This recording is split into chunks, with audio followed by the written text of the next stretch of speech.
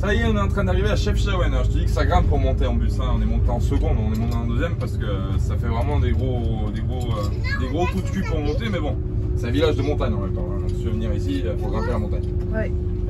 Ça passe, c'est assez large en bus. Franchement, je m'attendais à pire. Et là maintenant, le challenge, ça va être de trouver une place. Voilà, parce que c'est pas non plus une grande ville. Alors après, l'avantage du Maroc, c'est qu'on peut toujours s'arranger à se garer un peu là où ça dérange pas. Mais quand même, il faut quand même trouver un petit emplacement. Voilà. On va essayer de se garer au plus près de la Médina pour pouvoir aller monter à pied. Là en plus c'est jour de marché, impeccable. Ça va être impeccable. On va essayer de trouver une place les copains. C'est un petit challenge quand on sort des sentiers battus, c'est comme ça. Il faut trouver ça un micro. Bon, évidemment je vous dis pas comment les gens ils nous regardent ici parce que des bus comme ça ils doivent pas en voir passer tous les jours. Il y a les bus de la gare routière en bas, mais bon, ici, là, je suis pas sûr que les bus de la gare ils montent ici. Donc, on va essayer de passer tranquillement, sans trop faire de bruit. Un petit marché, il y a tout, c'est sympa. Hein, ouais. Bon, bah, du coup, là où on voulait se garer, c'est pas possible. Du coup, on a été obligé de continuer la route. Et là, on se retrouve bloqué au milieu de la route. Le mec, il est pas en train de démonter la route, là, avec sa scie, là, de fou, là, en train de couper le goudron, là. Il bloque la circulation, tout, rien à foutre. Putain. Ah. Ça y est, on va se casser. On va pouvoir avancer. Putain, les gens ils sont pas contents, ça y est. Bah ouais. Oh putain de merde. Bon les copains, je te raconte pas ce qu'on a fait. On est arrivé à Chefchaouen. Et du coup, on avait 2-3 trucs à acheter, donc on s'est dit, on s'est garé tout en haut de Chefchaouen. En fait, on est au-dessus de la Médina de Chefchaouen. Il y en a beaucoup qui se garent en bas, et nous, on s'est garé au-dessus avec le bus. Je vous montrerai demain, parce que là, il commence à faire nuit. Et on est descendu avec Fred à pied à la Médina. J'ai cru que j'allais mourir. Fred, pareil, il a cru qu'il allait mourir. Des masques de respiration. On a escaladé la montagne pour aller là-bas. Par contre, on est en plein les yeux. On vous montrera ça quand on descendra à Chefchaouen. Mais franchement, c'est magnifique. Mais alors, ça tue la montagne. C'est que des cailloux, ils sont énormes. Il faut marcher sur les cailloux, c'est un truc de malade. Et en bas, c'est juste un labyrinthe. Si tu te trompes de route, frère, t'es mort. Tu dors à Chefchaouen. C'est foutu. Et bref, donc on ira montrer. On vous montrera ça. On descendra à la Médina peut-être demain ou après-demain, on verra. Et en remontant, on s'est arrêté. Alors, une spécialité qu'on vous avait montré aussi dans les vidéos, les copains. Oui.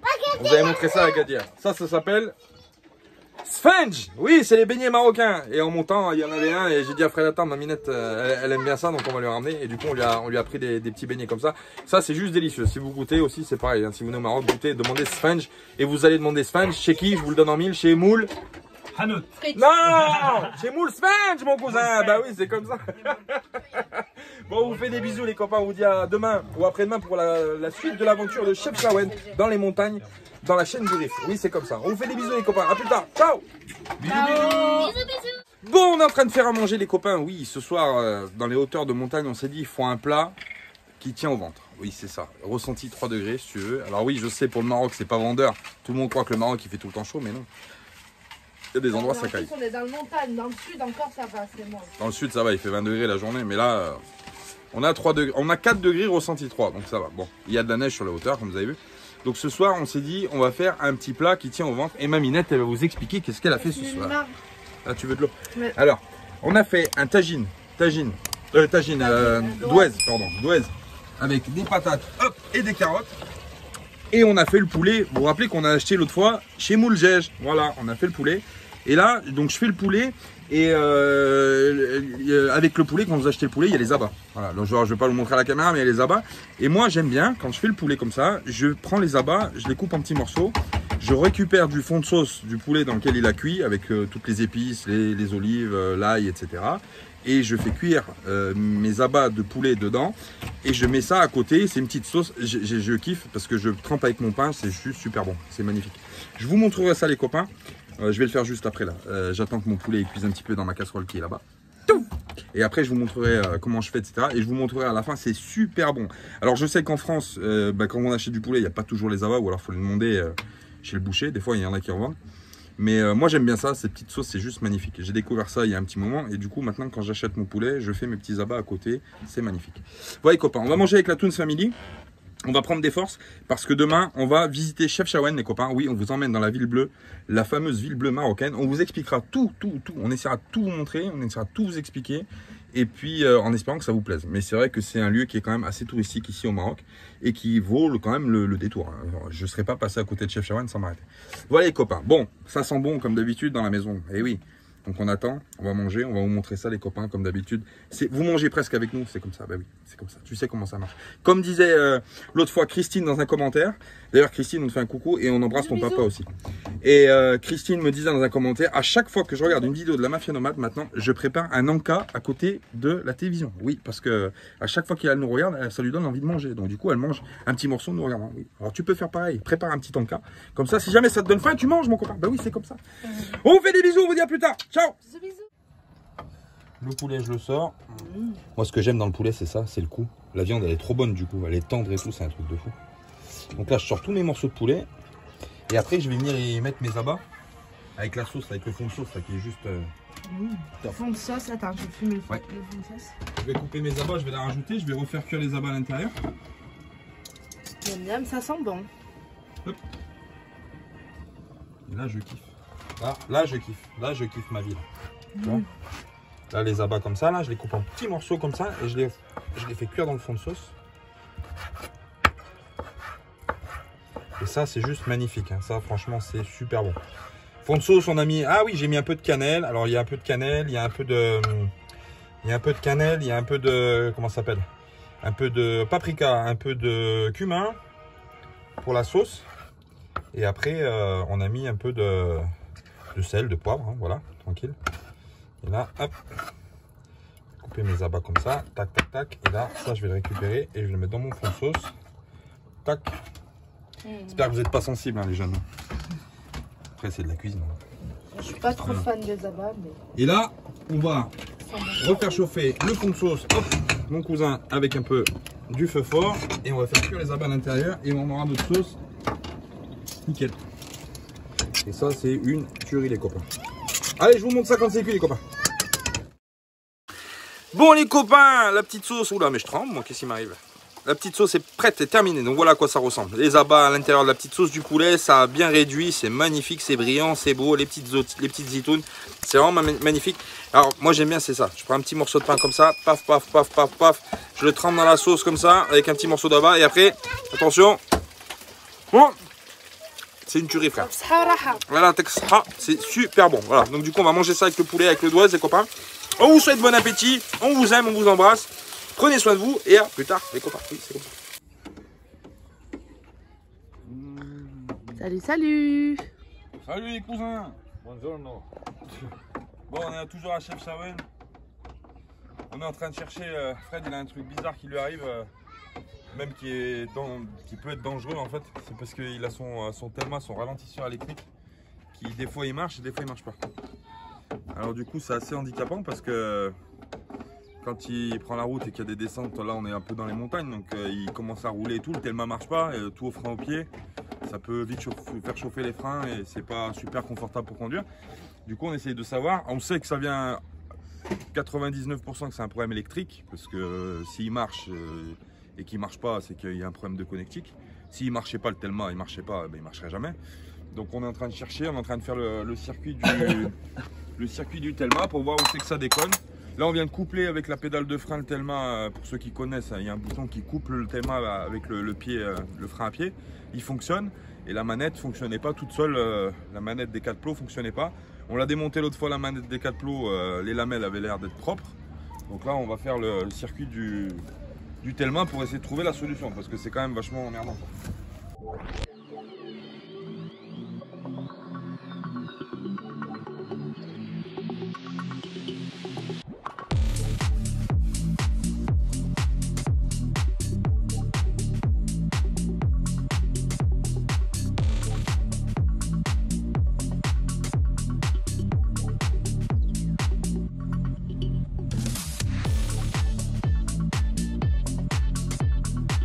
Bon, on a coupé les batteries, les copains, on a coupé pendant 10 minutes et comme par magie, le Telma il remarche. Voilà, on sait pas. Donc à mon avis c'est bien ça, il y a une merdouille quelque part.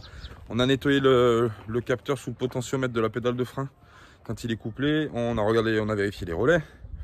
Et là on va aller à l'arrière vers les batteries. Et vers les batteries il y a une espèce de cache ici où il y a le boîtier du Telma, celui-là là. On va le démonter pareil, on va le vérifier, on va essayer de voir là, s'il n'y a pas une cosse qui est merdique, s'il n'y a pas un fil qui est coupé. On va nettoyer s'il y a un peu de poussière, machin de ça. C'est assez bizarre, hein. De toute façon les problèmes électriques généralement c'est toujours un peu chiant parce que tu sais jamais trop d'où ça vient. Ça peut être un fil qui fait chier et puis dans le faisceau, mais pour le trouver c'est une galère. Là ce qui est vraiment bizarre c'est que l'autre fois je l'avais regardé, il marchait pas, on a touché 2-3 trucs, il a marché. Il a pris la route, il marchait, au bout d'un moment il ne marchait plus, il s'est arrêté, il marchait plus. Le lendemain il a redémarré, il marchait plus. C'est toujours un peu emmerdant. Là, on s'arrête hier, on a fait la montagne, là, il marchait pas. Et là, on regarde un peu ce matin, on touche 2-3 trucs, les fils, la manette, les batteries, et hop, il se remet à fonctionner. Donc c'est assez emmerdant. Puis je vous dis, là, on est monté quand même assez haut, donc pour redescendre, c'est quand même assez impressionnant. Faut qu'on essaie de trouver d'où ça vient. On va essayer de faire le tour général, de suivre le faisceau du Telma. Parce que de toute façon, il n'y a pas de secret. Hein. C'est entre la manette et le Telma. De toute façon, on va regarder ça, les copains. Donc à mon avis, déjà, ça ne vient pas d'ici. Hein. Ça peut pas venir d'ici. Hein. Tout est bien serré. Il n'y a pas de jeu. Il n'y a pas de jeu, il n'y a pas de machin. Donc ça peut pas venir d'ici. Voilà, on va chercher ailleurs, on va continuer. Après, il y a le capteur qui est sous le Telma. Il y a un capteur. On va essayer de voir aussi si ça se trouve le capteur il est merdique.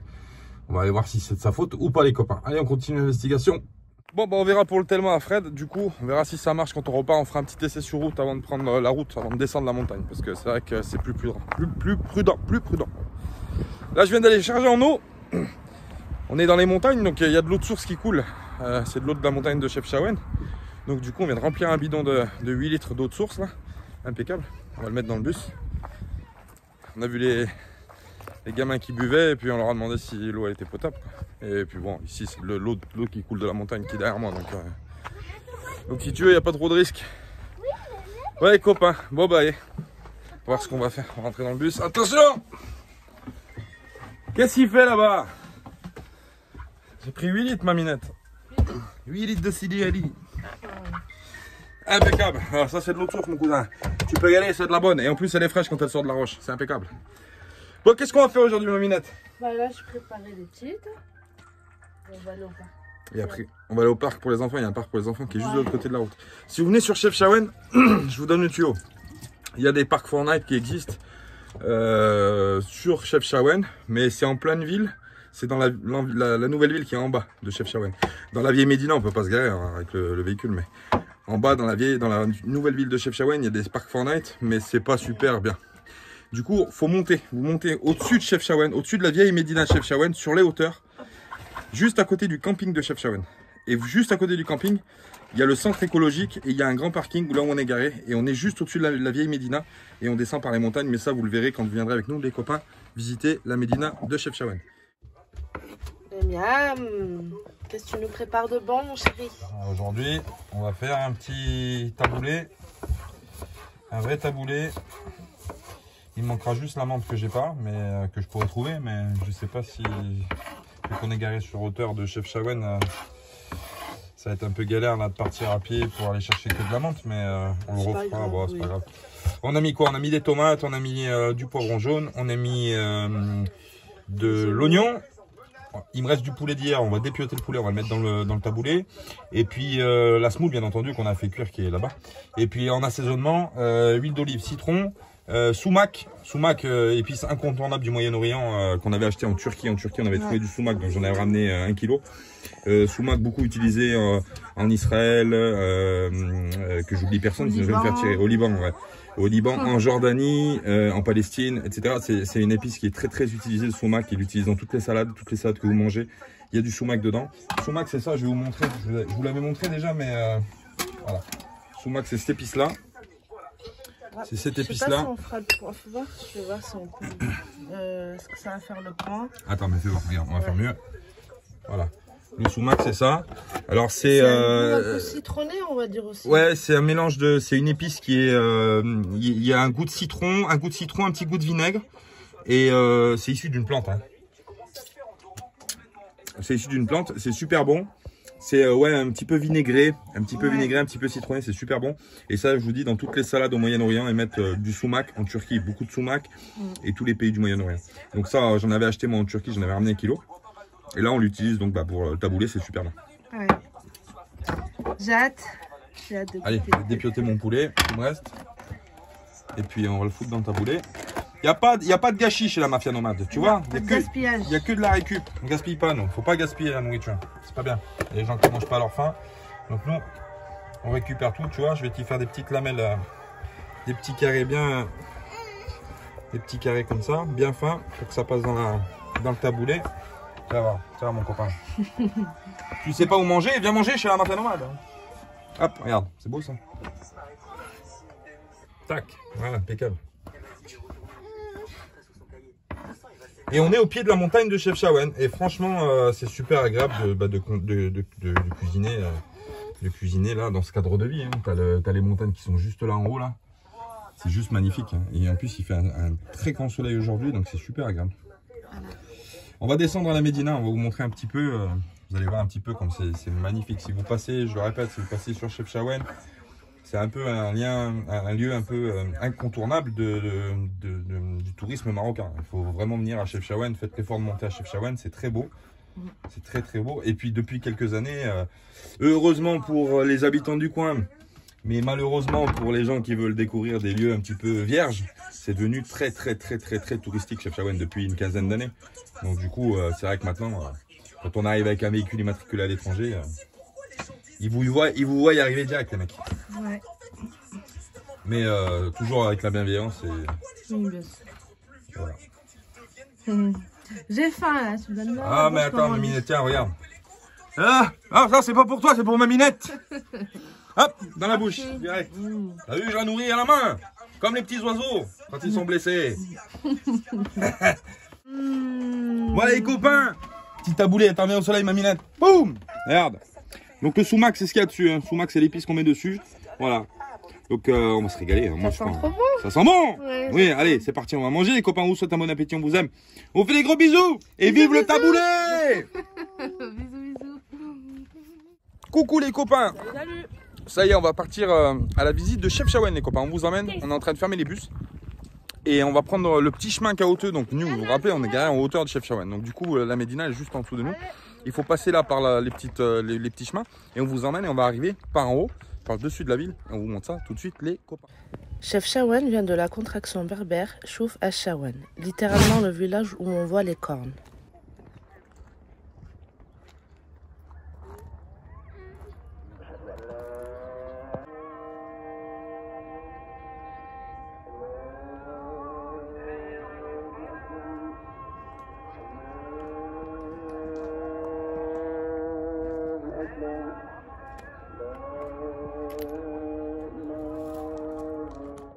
Il faut passer par le petit chemin comme ça les copains là, un petit chemin caboteux là, face au creux de la montagne, là. On descend et la ville est juste en dessous là-bas. On commence à voir les maisons bleues tout au fond.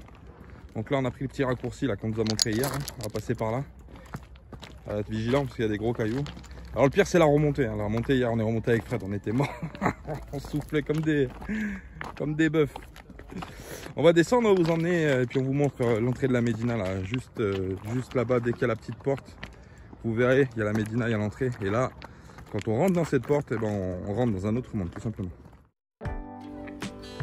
Bâtie à 600 mètres d'altitude, au pied des monts Kéla et Mégou, sur la chaîne du Rif. Elle est construite en 1415 par un guerrier berbère revenant du royaume de Grenade. Suite aux tensions religieuses, la ville est interdite aux chrétiens sous peine de mort. Seul l'explorateur Charles de Foucault brave l'interdit en 1883, où il souligne et décrit sa beauté pittoresque. Bon les copains, ça y est, on est à Chefchaouen. Vous avez vu, c'est super joli. Alors on est qu'en le début de la descente. Enfin, on va rentrer dans la Médina. Vraiment, on va s'enfoncer profondément dans la Médina. Mais déjà, on a déjà les couleurs bleues qui sont vraiment juste magnifiques. On en prend plein les yeux. Hein. Franchement, c'est juste une tuerie. Regarde derrière moi, t'as la minette. Puis derrière, t'as les maisons bleues. Oui. Et c'est le premier qui me dit dans les commentaires, c'est le village des Schtroumpfs. Je lui dis les oreilles. En parlant de ça, tiens les copains, tiens, on fait des visites et vous savez qu'on aime bien vous apprendre des choses en même temps quand on passe, quand on les sait. Quand on les apprend, on les apprend en même temps que vous. Hein. Pourquoi Chefchaouen c'est bleu, tiens? Ah, pourquoi? Chérie, tu sais pourquoi c'est bleu Chefchaouen? Elle sait. Alors on va te le dire mon cousin, pourquoi c'est bleu. Et bien parce que tout simplement les anciens, ils avaient des techniques, vous savez, de partout dans le monde. Hein. Les anciens, quand ils faisaient quelque chose, c'était jamais par hasard, jamais. Regarde la maison derrière, regarde comme c'est joli, la petite porte là. c'est magnifique. Les anciens, quand ils faisaient les choses, c'était jamais par hasard. Et en fait, cette couleur bleutée, elle est donnée en fait par la teinte qu'on mélange, quand on mélange du sulfate de cuivre avec de la chaux, ça fait une couleur bleutée. Voilà.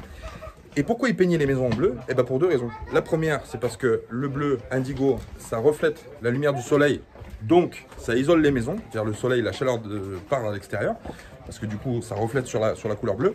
Et la deuxième chose, eh ben tout simplement, c'est que c'est pour les insectes, ça évite que les termites et toutes les bêtes comme ça qui viennent rentrent dans les maisons, parce qu'elles n'aiment pas le bleu. Voilà.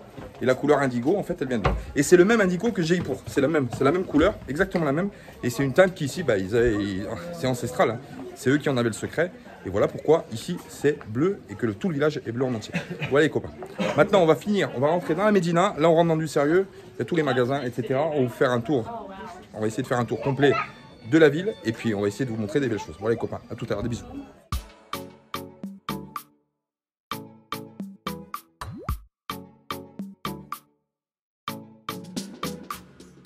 Célèbre pour sa maroquinerie et son artisanat marocain, elle fait maintenant partie du patrimoine de l'UNESCO. Les influences andalouses se font voir à travers la ville car elle devient espagnole en 1920, prise d'assaut par les troupes de Franco.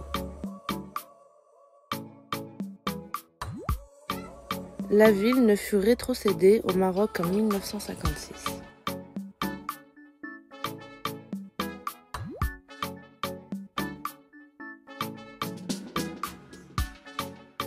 Bon, vous avez vu Chefchaouen, franchement, c'est juste une ville, c'est magnifique. Hein. Franchement, il y a plein de choses. Et puis les odeurs, vous n'avez pas les odeurs encore. Les odeurs, c'est juste magnifique. Ça sent les épices, ça sent la cuisine, ça sent plein de choses. C'est une toute petite rue. Les maisons, elles sont collées les unes aux autres, en fait. Dans tout le village, c'est comme ça. Donc, du coup, c'est vraiment. Il y a une promiscuité qui fait un charme vraiment spécifique à Chaouen. Alors, oui, Chefchaouen. Le mot Chefchaouen, c'est. En fait, la ville s'appelle Chaouen. Et on l'appelle Chefchaouen. Et je vous expliquerai pourquoi, Salma vous expliquera pourquoi, ou elle vous a déjà expliqué, je ne me rappelle plus dans les rushs comment ça sera monté, mais elle vous expliquera l'origine du nom Chefchaouen. Voilà, et les petites portes ici comme ça, c'est juste magnifique. Petites portes comme ça, bleu, tout est magnifique. Franchement, c'est juste une tuerie ici, hein. Il y a des tapis, est-ce que vous voulez? Même des jus, si tu veux des jus, tu te balades, si tu veux un petit jus d'orange, il y a tout ce qu'il faut. Franchement, c'est vraiment une ville magnifique. Franchement, on en prend plein les yeux. Hein, Maminette? Toi, ça te va bien le décor de Chefchaouen, t'as vu? Sa beauté ressort à Chefchaouen. Oui, c'est comme ça. Bon les copains, ici je vous emmène ici pour vous montrer quelque chose. Ça c'est les métiers à tisser.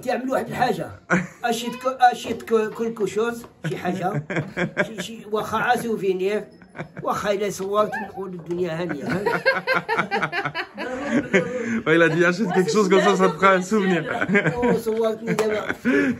Bon, ça c'est un ancien métier à tisser. Les plus anciens connaissent. Alors ils mettent la bobine de fil comme ça et ils tissent tout, hein, les tapis, gelabas, tout ce qui est à tisser en tissu. Hein. C'est vraiment les anciens métiers à tisser. C'est juste un truc de fou.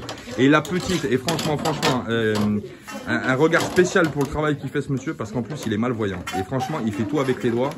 Et franchement, c'est juste incroyable d'avoir des gens qui travaillent comme ça. Et franchement, vous voyez la qualité des habits, des tapis, des machins. Enfin bref, c'est vraiment juste magnifique. Tout est fait à l'ancien métier à tisser. C'est juste une dinguerie, franchement. Franchement, heureusement qu'il y a encore des gens qui travaillent comme ça. Et on espère que ce savoir-faire, il sera transmis sur les générations futures pour pas le perdre parce que c'est vraiment juste un travail qui est exceptionnel, les copains. Vous voyez l'artisanat marocain, les copains, bah oui, hein. Ils sont forts pour l'artisanat. Regardez les petites tasses là, comme c'est joli, les cuillères en bois qui sont sculptées, c'est juste magnifique hein, de voir ça encore à notre époque, hein, franchement. Bon les copains, ici on est sur une place centrale de Chefchaouen, on est à côté de la Casbah en fait. Le bâtiment qu'il y a derrière moi, c'est la Casbah de la ville. Ben voilà, donc tout est articulé autour de cette Casbah, autour de cette place. Il y a une petite fontaine au milieu qui est super sympa. Ici on peut voir des perroquets. Ils ont des perroquets, des haras, toutes les couleurs, etc. On peut faire une photo avec un hara pour 10 dirhams, pour 1 euro, tu fais une photo avec le perroquet sur l'épaule. C'est plutôt sympa. Et par contre, tu vois, là, quand on arrive sur la place en bas, en fait, c'est encore une autre ambiance. C'est vraiment plus rien à voir avec la Médina. Parce que tu vois, les maisons sont plus toutes bleues. Il y a des couleurs ocre comme ça, etc. Là, on se croit vraiment, du coup, sur le sud du Maroc avec les bâtiments en terre, etc. Et là, vraiment, ça donne une autre ambiance. Mais c'est plutôt pas mal, hein, parce que justement, ça fait un décalage qui est super sympathique à voir et qui est super agréable aussi parce qu'on se retrouve dans un autre monde à chaque fois qu'on passe dans une rue à une autre. Et ben, on se retrouve complètement décalé. C'est plutôt pas mal ici. Moi, j'aime bien. Voilà. Bon, les copains. Là, ici, on est à l'intérieur de la Casbah. Petit jardin, c'est l'ancienne ville. Avec les mandarines. Ah. Ah, bah, ça fait.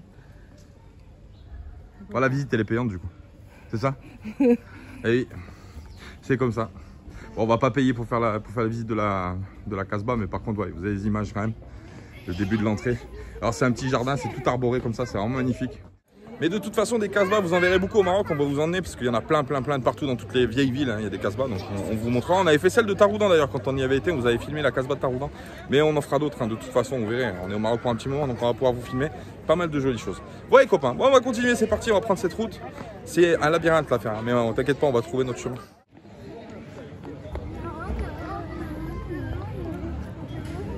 Pour vous donner une idée les copains, donc là on est en bas de la ville, on est à côté de la Casbah et en fait on est monté par cette porte que vous voyez ici. Donc franchement vous voyez tout ce qu'on a à remonter tout à l'heure, ça va être une dinguerie. Avec les gamins et tout pour remonter ça va juste être fou. Il va falloir qu'on remonte tout à travers de la vieille Médina et qu'on ressorte tout là-haut vers la montagne, sur le flanc de la montagne, juste là les copains. Alors je vous dis pas, on va faire du sport aujourd'hui, on va perdre des kilos.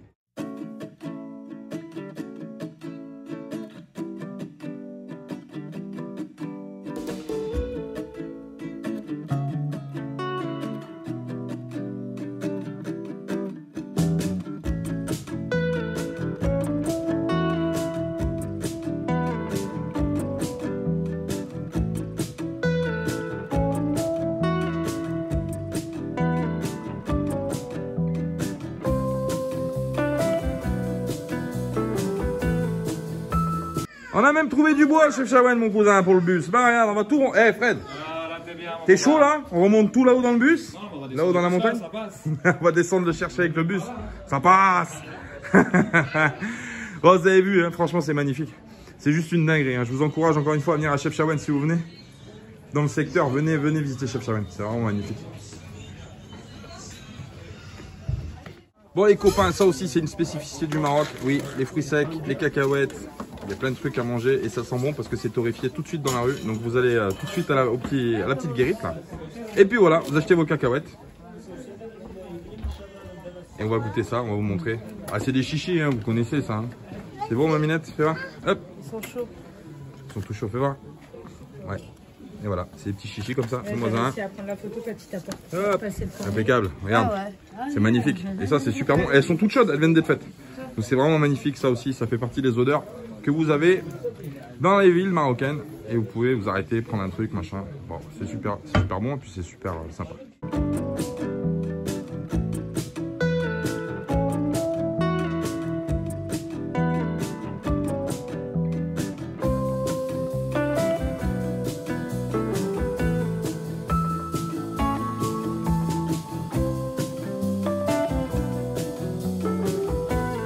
Bon les copains, ça y est, on est en train de continuer de se balader sur Chef Chawen. Alors là, on est passé de l'autre côté, des petites rues pareilles ici aussi. Ah, c'est par là, regarde, faut passer sous le portique qui est derrière moi. Tac, c'est juste ici, on y va.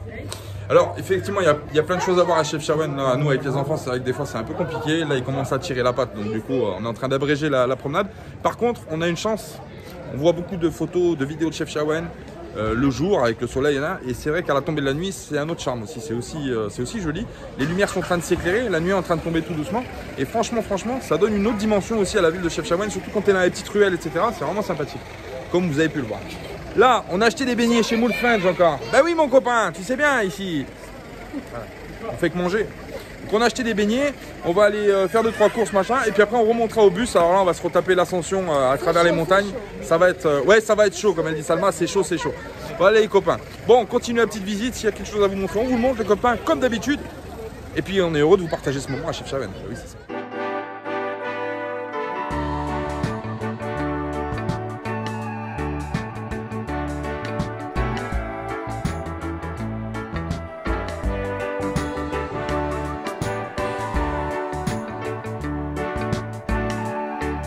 Bon les gars, les copains, on vient de finir la visite de Chef Chawen, ça y est, on est en train de monter les marches. Ouais, il fait nuit, vous avez vu, c'est un autre charme hein, avec les lumières de la nuit.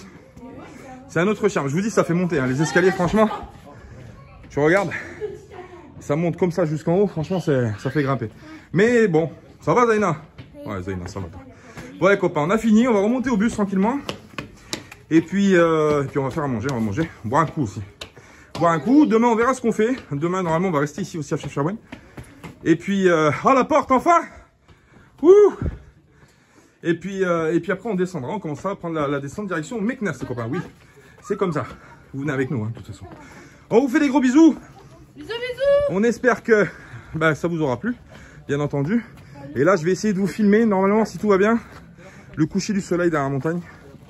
On doit avoir le liseré bleu. Voilà. Et je vous laisse avec cette image magnifique, les copains. C'est un beau cadeau, non, t'inquiète pas. Je vous laisse avec ce magnifique paysage, c'est juste de toute beauté. Avec la ville de Chef Shawen, la vieille Médina en contrebas. C'est vraiment, vraiment, vraiment, vraiment magnifique. Voilà. Je suis désolé, je suis essoufflé, les copains. On vous fait des gros bisous et on vous dit à plus tard. Ciao.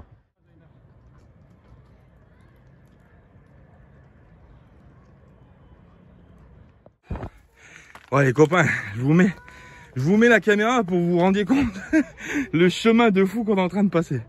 Au-dessus de la ville, là, vraiment, vraiment terrible. Chemin avec des cailloux et tout pour monter au bus. C'est juste un truc de malade. Avec les roches et tout. Wow, je sais pas si vous verrez grand chose, mais c'est juste un truc de ouf. Ouah, ouais, c'est joli. J'arrive. Je voudrais prendre le sac à dos. Ouais, j'arrive. Ah si, t'as passé par là, Julien. Allez, copains. Le bus est garé derrière la montagne là-bas. Bon, les copains, on est redescendu sur Chef Shawen aujourd'hui, ouais. Ici, on est revenu sur la... Alors, c'est la frontière entre l'ancienne Médina et la nouvelle ville qui a par en bas là-bas. Et du coup, on s'est arrêté, on a senti les bonnes odeurs. Et on s'est arrêté au snack chez Aziz. Oui, il fait des petits sandwichs comme ça, regarde, c'est sympa. Petit sandwich saucisse, petit sandwich kefta. Ah, mon Fred, il prend plaisir à manger, le copain. On va lui faire prendre des kilos à lui. Avec des petites frites et tout, super sympa. Et puis avec le petit soleil de Chef Shawen, c'est toujours sympathique hein, de manger presque en terrasse. Hein, pour au moins un mois de février, hein, pour un mois de février, manger en terrasse, franchement, c'est pas mal. Voilà les copains, on va profiter du moment. Et puis ce soir, on va prendre la route, on va commencer à descendre sur Wazen. Wazen, c'est la direction de Meknès. Donc on s'arrêtera là-bas, les copains. Et puis de toute façon, vous venez avec nous. Bah oui, comme toujours, c'est pas. Bisous.